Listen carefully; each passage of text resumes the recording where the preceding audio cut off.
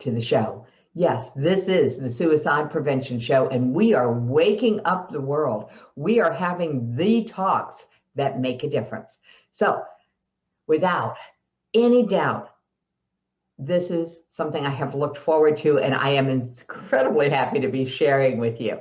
What would your life be like if you took off the limits, if you dared to dream audaciously, to serve generously, and to grow purposefully? To guide us on that journey is none other than Tim Dumas. So Tim, would you please join me in the studio? Let's get this party started. Hey, Jackie, it's such a pleasure to be here. Thank you so much. Oh, you're very, very welcome. Look at you. You know, you've got good lighting. You're just all hooked in, and you look wide awake. I'm very impressed. Oh yeah. No, it's 8 o'clock on the West Coast. It's the middle of the morning now. Ah, there we go. Okay. So, Tim, this whole process that you're going to take us through on this journey, I know that when we spoke, you shared just a little bit about how this all came about for you.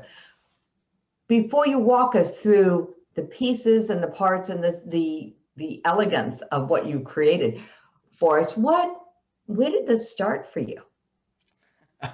It started in my first day of official leadership, I guess. I got a job managing a restaurant just I was about a year out of college at that time. And I walked into my first leadership meeting ready to inspire all the people around me. And we sat down at that boardroom table and I was ready. I gave them my best Vince Lombardi speech that they've ever heard. And do you know what the answer back to me was? It was this. They looked at me with dumbfounded looks. And basically all they said to me was, why? Why should I follow you? See, I didn't understand at that time, number one, how to lead. But before I actually, tell them the way, I got to show the way. And they had just met me. And you know what's really ironic about college and what's really ironic about high school and even elementary school is that we teach so many amazing things, but we often don't teach people how to lead and how to live. And throughout all of my, however many years, 15, 16, whatever many years of schooling that I had, very few teachers spoke to me or even taught me how to lead and live. Okay, well, there you go. Now that's an interesting point. So you got your first job in leadership with no leadership training to back it up. Well, and you're right about that. There are exceptions. There are some colleges and some schools that do a really good job on the leadership side, but it's not mass education. Mass education wasn't designed for that. And to push that onto our education system, I think is unfair because our education system is designed for a very specific purpose. But where else can leadership be learned? Tim, where did you end up learning leadership? Well, it's learned it every day. I saw on social media just the other day this question that really almost infuriated me. It said, is leadership a 9 to 5 thing? And I was so infuriated. I said, I can't even believe you're asking that question. Leadership is an everyday thing. It is in every moment of one's life, right? Because leadership has nothing to do with one's position.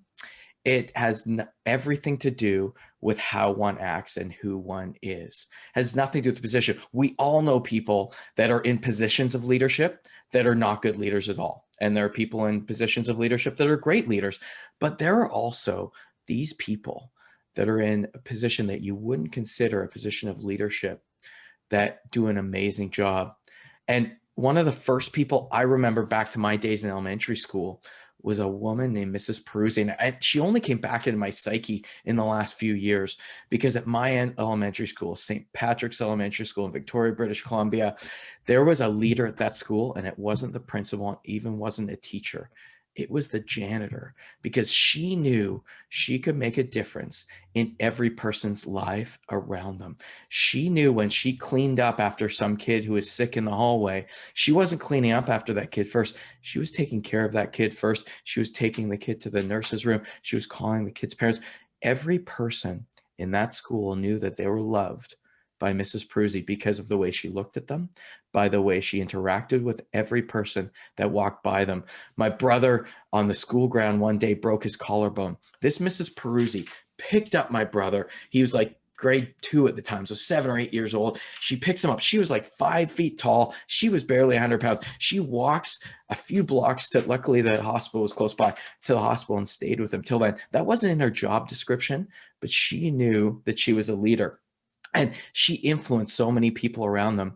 And, you know, a lot of people might ask, well, what does this have to do with the suicide prevention show? Well, you know, I don't really know. But one thing I do know is she influenced so many people. She connected with so many people. I don't know if she saved anyone from mental health issues or suicide, but what I do know is she enhanced the lives of people, and that will go a long way to doing that. Well, you brought up so many things in there. We've got a lot to unpack for everybody. So I'm going to tackle the last one first, if you don't mind. There's not a connection between suicide and mental diagnoses, mental health, mental illness diagnoses in my world. In my world, they are two separate things. Why? Because on the surface, it's easy for me to say, the act of taking your own life is, by and large, for the most part, assumed that you're not sane in that second. But we're only talking that second. And so you could have been perfectly sane right up until that second. And there's a time where perhaps it is sane to take your own life. The cultural connection, context makes a big difference. There are cultures where falling on your sword, taking your own life, is very noble. There are extreme circumstances. The people who jumped from windows and the towers before the towers fell on 9/11 took their own lives. They chose their own ending, if you will. Were they sane in the moment? You know, was that a mental health issue? I wouldn't think so. So that's why these are not the same thing, because it's always context required. But you also brought up this idea of how is this all connected with suicide prevention? And Tim, that question is the one that sparks me the most, because everything that makes someone's life better is prevention of suicide, by definition. Pure prevention is what we focus on at the Teen Suicide Prevention Society, because anything that makes your life better, by definition, backs you away from the edge. Leadership is the skill. Self-leadership is one of the skills that we work on in the Emotional Resilience Mastery Program, because when you have self-leadership, you're going to lead yourself to the ledge? I don't think so. You know? So anyway, so take us there. Self-leadership, is that where we need to go as a culture? Well, the great quote about self-leadership is John Maxwell always says, he says, do you know the most difficult person in the world to lead? And it's ourselves, right? Because there's so many ways we can lead others, but when we lead ourselves, we actually have to do it. There's a great story about the 3 frogs who were sitting on a log, and that all 3 frogs decided to jump off. So what's the answer? How many frogs actually jump it off? The answer is, I don't know, because deciding to do it and actually doing it are 2 different things. And that's what self-leadership is for ourselves, deciding to do it and actually taking that leap of faith to jump off and do it are 2 different things. And certainly one of the best ways to describe leadership is certainly to understand what leadership is and what the definition is. And after I left that meeting, that first day in that restaurant, when I was the leader, the manager of the restaurant, I went on a journey to try to figure out what's the definition of leadership. Do you know what the insanity of leadership is? If you go to the dictionary, I'm a kid of the, of the 80s, and in kids of the 80s, your mom said, if you don't know the definition of something, look in the dictionary. The definition of leadership is the act of leading. I would have failed high school English if I defined a word by the root of its word. So we all know what it means, and there's so many words in our language, we know what they mean, but we really struggle to define them. Do we know what this means? I mean, come on, really?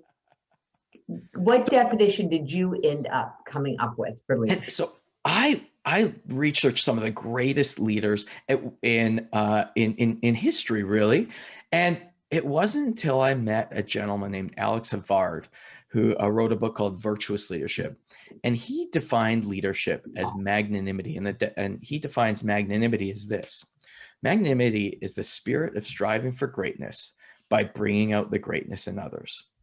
And that's the greatest definition of leadership I've ever heard. I've heard many ones, but none that put together your outward look of helping others get to greatness and the inward of the spirit of striving for greatness. So the true definition of leadership that I see is striving for greatness personally. And to do that, we need to bring out the greatness in others. Okay, wait a minute. Now you just tagged two things together, and I'm going, striving for leadership, we striving for greatness in ourselves. And then you said we do that by bringing out the greatness in others. By bringing out the greatness in others. Okay. Every parent wants to bring out the greatness in their children. There's not been a good instruction manual for the how to do that I was able to find raising kids.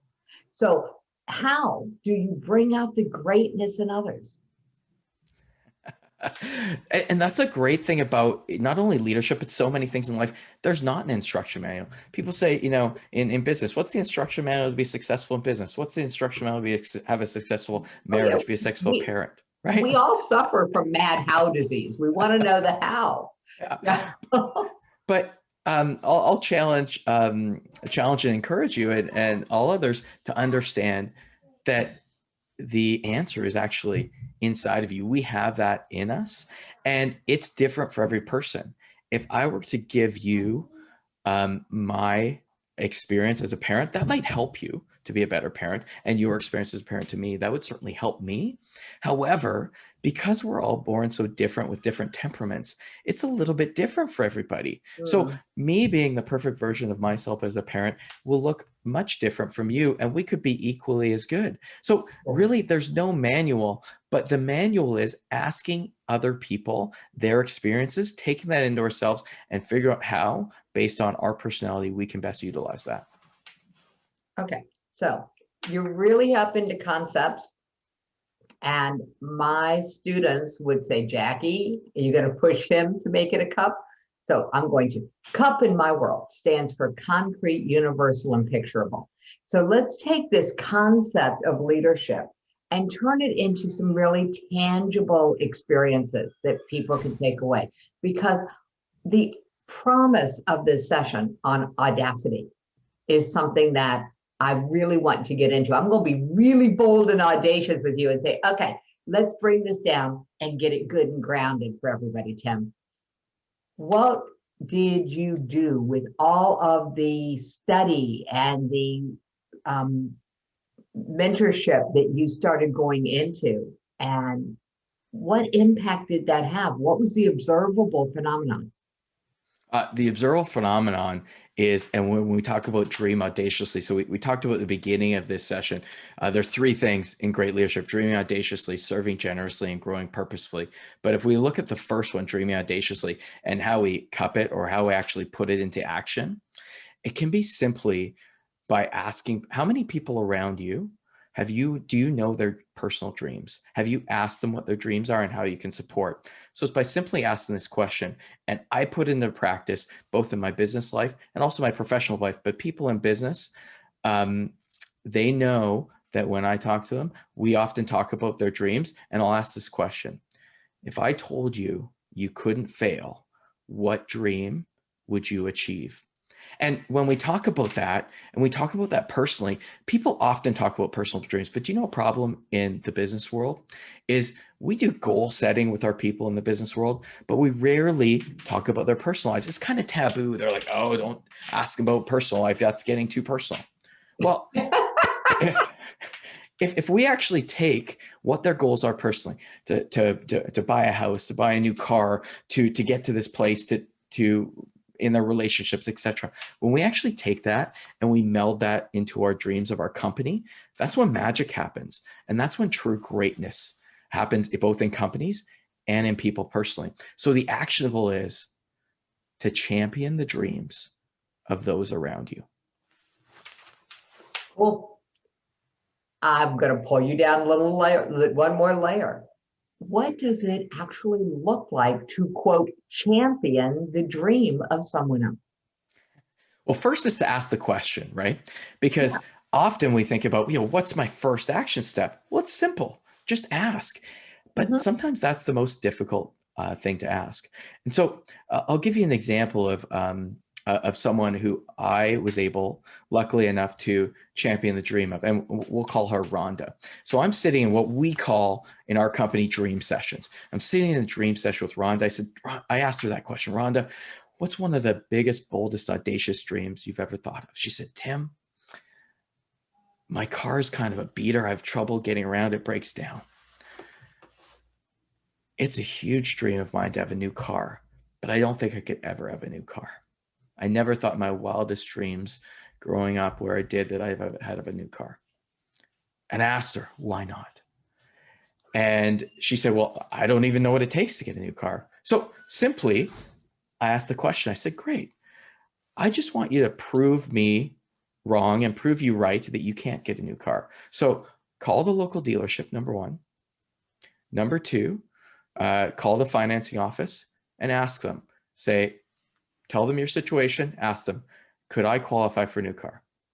Well, guess what happened? Just by asking her to prove her own point right, her limiting belief right, she was able to prove it wrong just by acting upon it. Because in our heads, often we come up with this limiting belief, I'm not good enough for this, I can't do this, but we never actually prove that to ourselves.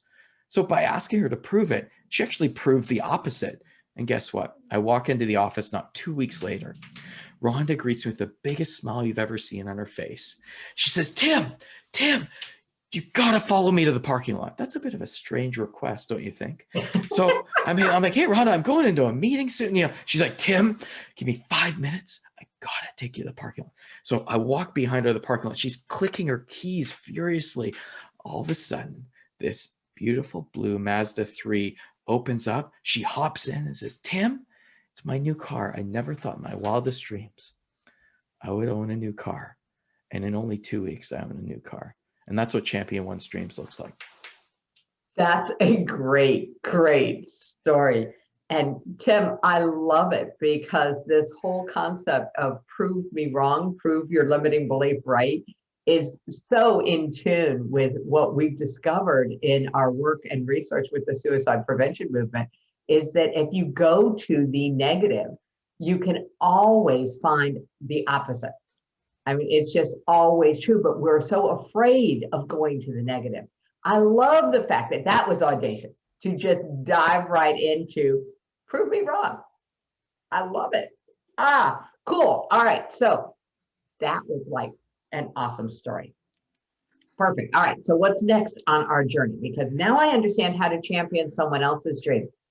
Does it work for championing your own dream? Well, in one word, yes. However, to champion, however, which means ignore what I just said, because here comes the truth. So you can always ask yourself those questions, but because inherently we're built in with some limiting beliefs, number one, and number two, our culture often states that to us when we're young, right? And one of the horrible atrocities in our world and in our culture is that we begin to squash the dreams of our children at a very young age. we think about this, like think about our kids playing sports.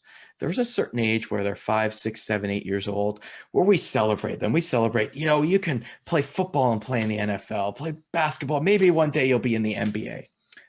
But there's a certain time around that age where they start to become teenagers. We say, it's your goal to be in the NBA? That's silly. You have no chance at that.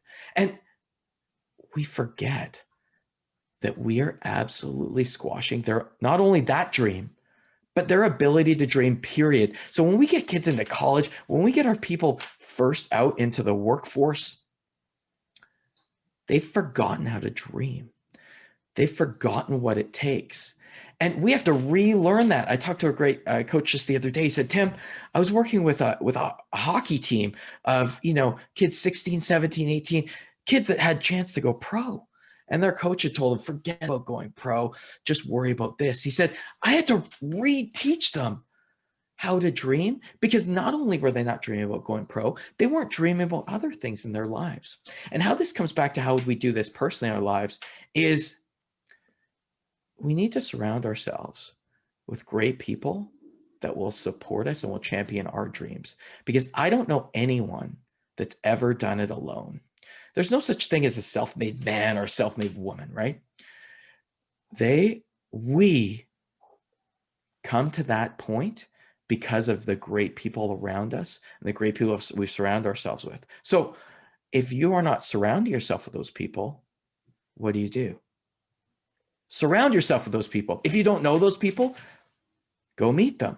Or go to the library and check out books that they've written. I mean, you can really start for free and simple, especially online, because that's how I started, was I surrounded myself with well-written books. Yeah. Well, So certainly with their books, and also with just talking to them. You would not believe how many people, by just asking, will speak to you. I'll give you a quick story about, there's a gentleman in San Diego named Steve Farber. He founded the Extreme Leadership Institute. He's written multiple books. His recent one is Love is Just Damn Good Business. And you'll love it. It's outstanding book. Now, I would have thought this to be audacious before, but I went onto his website. I sent him an email and said, Steve, I'd love to chat with you. And guess what happened? He sent an email back. He said, Tim, let's do it. So I'm talking to a person who I would have initially thought probably wouldn't have the time of day for me. However, just by asking, I now consider Steve Farber a mentor and friend, one of the greatest leaders in North American culture, just by asking. And there might be people that say no, certainly. But if you ask enough people, you'll find a game changer. You'll find multiple game changers to say yes. This is absolutely true. I love that dreaming audaciously includes asking questions that we used to think would have been audacious, but we can reframe those to be, this is just asking. Yeah, just asking, just talking. I love where this is going. Okay, dreaming audaciously. I'm good with that. People can put questions into the chat if they want more on dreaming audaciously. Let's take the next step. Where are we going? Sure.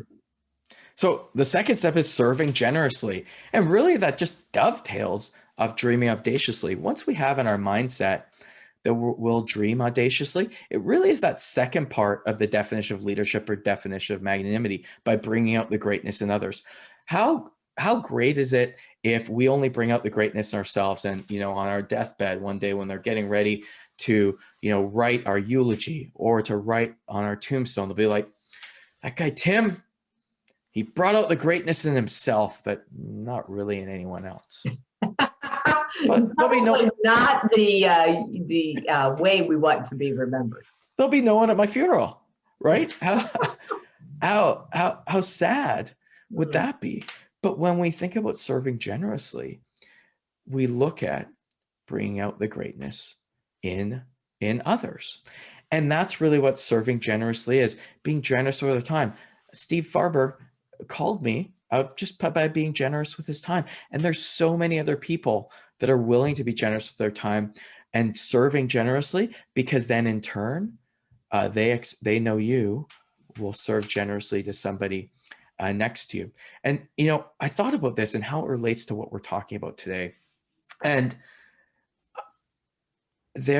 when we serve generously, we create connections with others. And we know that we have a greater purpose, something greater than ourselves, a greater purpose for the other people around us. And as I told people I was coming on this suicide prevention show, I was astounded by the number of great business leaders that said, oh yeah, Tim, I've struggled with contemplating suicide. And so I asked some of them, I said, how did you get through it? Or how did you not go through with it? And in many of those instances, it was because they felt called to serve other people, their spouse, their children, the people they work with. It was their thoughts of other people that brought them back to realizing the purpose in their life. And as we look at the purpose in our lives, do you know what's really sad, actually, is that almost every business has a mission statement, right? 95% of people don't have one. That's true. All right. I won't argue that at all because I'm going, do I have a mission statement? Yeah. We'll talk about that later. I'm probably part of the 95%. I think I got really lucky in that my purpose kind of tapped me on my shoulder on August the 3rd, 2019. Yeah, that was my day.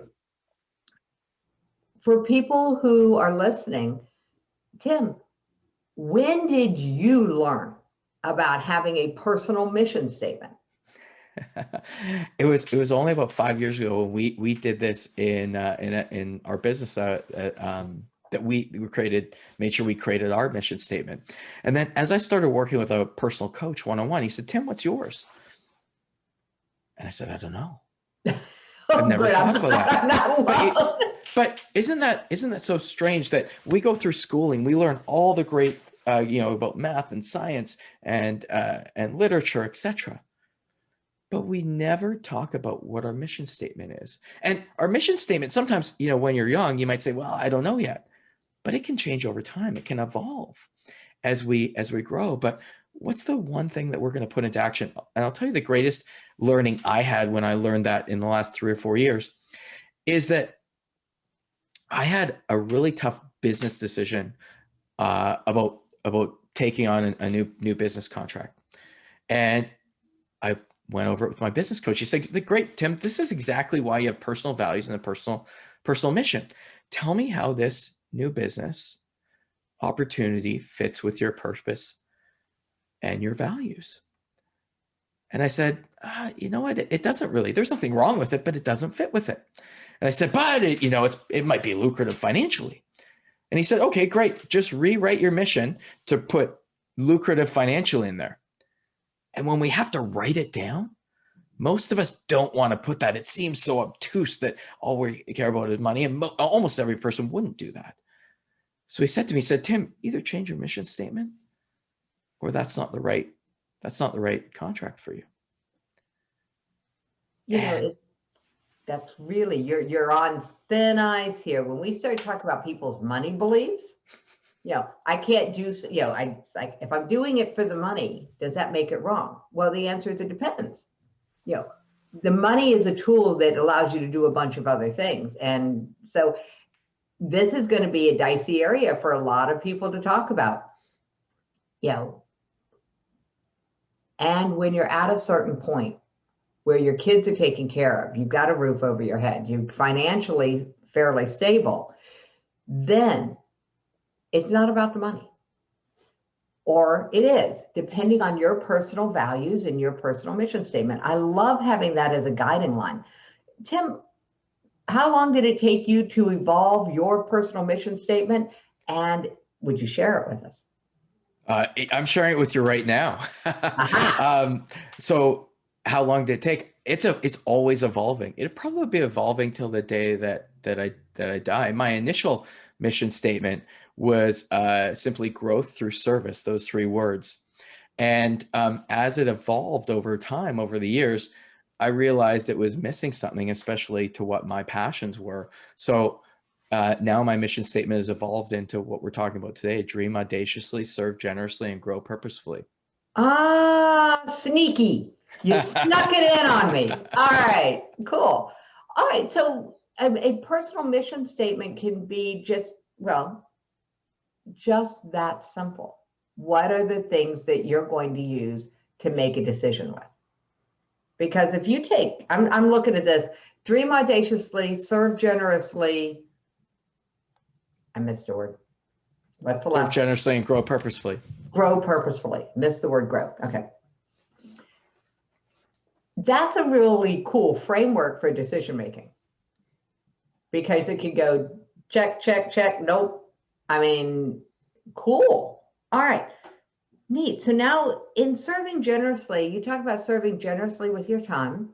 Certainly that's part of what's going on with the Teen Suicide Prevention Society and the Suicide Prevention Show. And what you're doing today by being here is serving generously with your time. How does being on this show help you with some audacious dream? Well, my audacious dream is to, and especially my audacious dream this quarter, is to reach as many people as I possibly can to talk about their dreams. So this certainly supports one of my dreams, and one of my other dreams and goals this quarter is to continue to meet one-on-one and in groups with more of those people. And I know at the end of this session, you'll share my contact information. So I'd love to get in contact with more and more people so we can share this out to the world. Awesome. All right. So we are going through dreaming audaciously and serving generously. Where's the line? Where's the line for you when serving generously hits this enabling, codependent point? Because it happens in service. And so we're not going to back away from the fact that there is a line there somewhere. Where's that line for you? So the line is, you know what, that's interesting because I haven't thought about the line a lot, but I deal with this in a different way probably than one might think, which does not enable the people that are dreaming audaciously, but inspires action. When we inspire action of others, it's never about me doing it. If I'm championing the dreams of someone else, I'm not doing it for someone, but I'm holding them accountable and encouraging them to do that. When I told the story about Rhonda, I didn't call the car dealership. I didn't call the financer. I gave her the tools to do that and held her accountable. So when I saw her, I said, Rhonda, have you called them yet? And if not, I'd say, hey, you committed to calling them.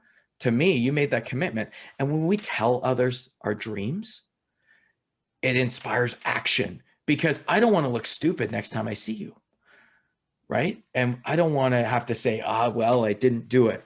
So when we hold people accountable, and that's really what, we haven't got into love yet, but that's really what love is holding one accountable. I have a great mentor named Nancy MacKay. She's the founder of MacKay CEO Forums, and she talks about love all the time. She's a tough business leader. When I first met her, I talked to her many times on the phone and on Zoom. I walked up, it was a breakfast event back when we had breakfast events. I went out to shake her hand. I said, Nancy, it's such a pleasure to meet you. And she looked at me and said, Tim, I don't shake people's hand, I give you hugs. And she gave me this big hug, and I'll never forget that, because she talks about love like no one else does. And you know, there's a great tragedy in our society, and in the English language, we only have one word for love. But C.S. Lewis in his book, The Four Loves, talked about 4 of the Greek words. They have multiple words for love. And if I were to say to you in English, I love you, sometimes you call HR, you're like, hey, Tim just told me he loves me. We got an issue here, right? But if we understood the definitions of 4 other types of love, eros, storge, philia, agape, when I said to you, I philia love you in a friendship, in an agape way, in a charitable or unconditional love, and I offered that to you, we will change. The world will change organizations, and we'll change the way we look at each other. But on that point of love is not all about rainbows and puppies. Love is about holding people accountable. Think about one's brother or sister. If they're going down the wrong path, you're going to tell them. You're going to hold them accountable. You're not going to do it for them. And if you're a parent, you're not going to do it for your kids. They gotta pave some of their own way. And that is how serving generously avoids becoming a codependent relationship. Awesome. This whole point of unconditional love and still holding people accountable, still following up. If you dare to ask them about their dream, championing their dream means following up and checking in. Because holding people accountable has started to get a really negative rap because people don't know how to do it well. So this whole accountability thing has become a thing in some of my circles. And it's really about checking in and following up. Just, have you done it yet? You know, what happened when you did it? The assumption that it's done. What happened when you did it? Well, haven't done it yet. How about now? Yeah. How about now? Cool. I love that. All right. So we've got dreaming audaciously, which thank you, because I think everyone could use just a little more audacity in their world. Serving generously, and the clarity that you have around it's not about doing it for them. It is about the tools, the inspiration, the accountability from a place of unconditional love. So not judging them if they haven't gotten around to it, just being there to remind them that they made a promise to themselves. And that's very different than you made a promise to me. You made a promise to yourself. And that's how we learn, right? If we forget, like, if I just do it for you, or even you're not going to learn, right? If I said to Rhonda, great, I'm going to call the car dealership, I'm going to call the financing company, I'm going to set it all up for you, just give me the money and I'll have a car for you. Well, what happens next time when Rhonda needs her next car in 10 years or however long that is? She won't know how to do it. Now, not only does Rhonda know exactly how to purchase a car, she can champion others to do the same thing. And that's just one example. There are, millions of audacious dreams that one learns how to do, and then they share it with others. But first we have to learn. That's awesome. I love that. I am very much a teach a person to fish kind of thing rather than give them one. So cool. All right. Dreaming audaciously, serving generously. Now let's talk about growth. I had someone share with me a story, really annoying man who made a great name for himself being annoying. He's known as the world's best irritational speaker. That's actually his brand. His name is Larry Winget. And he's known what he shared with me, and this is where we're coming into growth.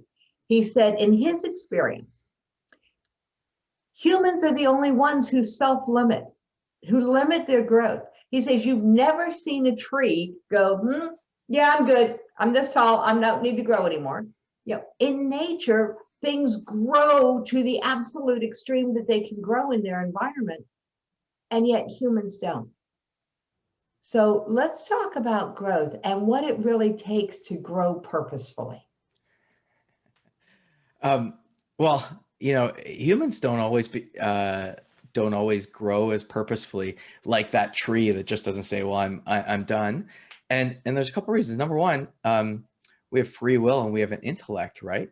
Where, a tree or an animal might just act based on instinct, right? Where we actually have to make that decision, right? The D word again. And there's one common denominator in my life, and there's one common denominator in your life, Jackie, and in everyone's life. And do you know who that is? That's you. That's me. We're the common denominator. And once we realize that and realize that we're the common denominator, there's a great kind of legend or story about the two twin brothers. And one of them, grew up to be a successful person. The other one ended up to be completely, the opposite. And they asked that each of the twin brothers, you were brought up in exactly the same way. One of you became unbelievably successful. One of you was the opposite. Why was that? And they answered exactly the same answer. They said, well, when I was growing up, I had a tough childhood. Our parents weren't good to us. And I had no choice but to end up on the street or I had no choice but to do everything I could to get myself out of that place and to become successful, what that meant for them. And that's really what growing purposefully is, understanding that we're our common denominator. I've never heard a story of someone that gained any success in any part of life that didn't go through, number one, self-doubt, or number two, a difficult failure on the way. It's those people that were able to overcome those failures. And really why I think growing purposefully really helps us get through those times is it really hit me yesterday. I was teaching my 16-year-old daughter how to drive. Oh, So I had a lot of taking my life in my own hands, but she's got her hands on the wheel, right? And she's just learning. And she's looking closely. And you know when you're just learning how to drive and you're looking just barely in front of you and you're going like this, trying to keep it straight. But if you look far ahead and just keep your eye 100 yards ahead, 200 yards ahead, you're not making the jerky motions. You're just keeping straight on the line. And really that's what growing purposefully is. If we look into the future, and when I coach people, we always talk about what's our 10-year goals first and work our way back to today. If we look into the future, that will help our purpose and understand where we're going and where we can get there. And that's really what growing purposefully is about. okay. So growing purposefully is having a destination in mind that's far enough down the horizon that you're not in this little micromanaging kind of mode that she was in. Because boy, I remember those days. Yes. Everyone survived my helping my children learn how to drive. But it left behind some residual, some residual energy here. The analogy that you just gave is absolutely perfect, because you're right. When we're driving, if we're only looking right here instead of looking out there, it's a very different, horizon. I've had someone say 10-year horizons, 10-year goals are too far out for the way the world is now. That things are happening and changing too fast, and that's not valid. What would you say to that? That's not valuable to have a 10-year goal. I would say that's akin to me saying, I'm here in Vancouver today, I'm going to start driving to Florida. That's a heck of a long drive, but I'm not going to use a map or a GPS. I just hope I'll get there. And 10-year horizons are very, very long. And you could, I see the argument that they could be seen as too long. However, when we set a goal, it doesn't mean it can't evolve over time. If I start driving to Florida and I get to, I get going south and, I end up stopping in Texas, I'm like, this is pretty fun here. Maybe there's something I can do here. Well, my goal might change, but I'm going somewhere. And part of the action is just that, action. Once we start to create action, our 10-year goals, we'd manage them back into 90 days. So if it's my goal to drive to Florida and, in this situation, that 90-day goal or that mini goal is to just, okay, for me to get to Seattle and then for me to keep going from there, right? And when I manage those mini goals, then it'll help me get to where I want to be. One of the problems is when we look at big, big goals, we think they're too audacious. But when I say, can you do that in 10 years? People say, yeah, I can do that in 10 years. I can't do it tomorrow. I can do it in 10 years.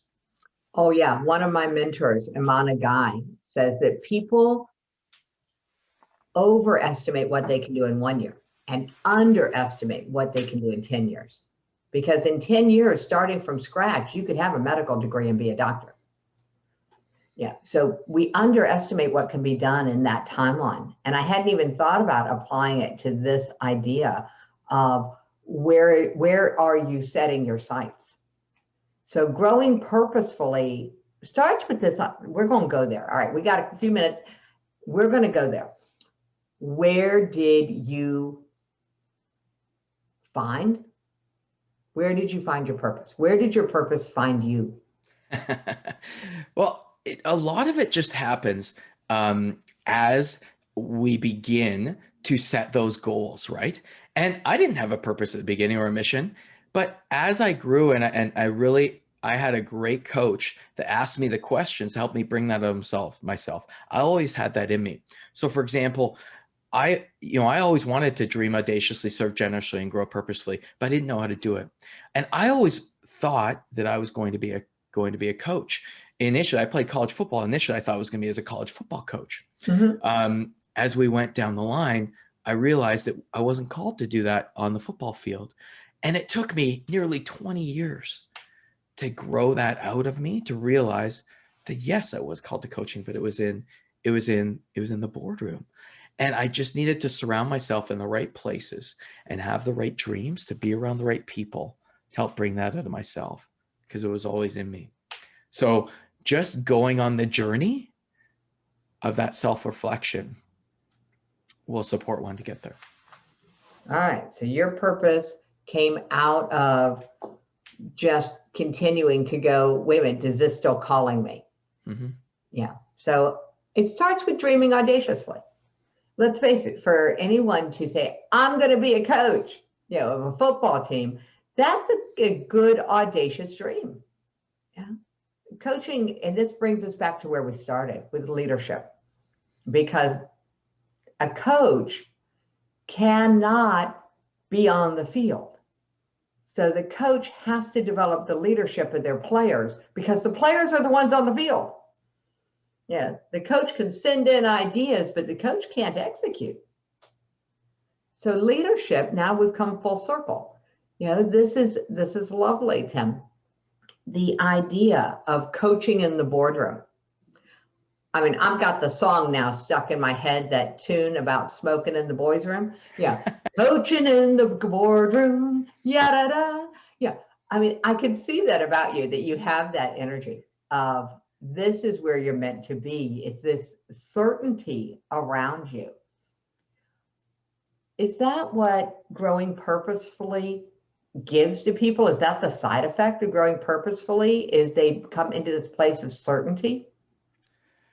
In an answer, yes. However, I know I said however before for you. I'll give you that again.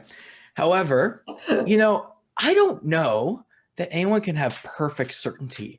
Like, I could come back in 2 or 3 years or even shorter and realize that my purpose has just adjusted just a little bit. Like, if I was here 2 years ago, I would say my purpose is growth through service. And now it's evolved. What I do know, the certainty that one would receive, is that certainty of knowing we're on the right path to get there. And the path to greatness, in whatever that definition is for you, I've never seen it be straight. It's up and down, it's sideways, it's all over, right? So the certainty is knowing that one's on the journey, but that certainty doesn't mean that you're certain each and every day. Everybody has those little doubts, saying, "Oh, should I have done this?" or "I screwed this up." But every failure is an opportunity to get closer to that, whatever that version of success you had is, right? All right, so now we're going to go into version of success, but we're going to do this sideways. Okay, we're going to do it backwards, because this is what we were talking about earlier, this idea of flipping. What's one thing you could say to someone who struggles with believing that they're good enough to be great? Prove me wrong. Ooh. I went to this amazing seminar. I've done a lot of work in the retail industry. I have a business in retail. And there's a gentleman in Toronto named Kevin Graff who does retail leadership coaching.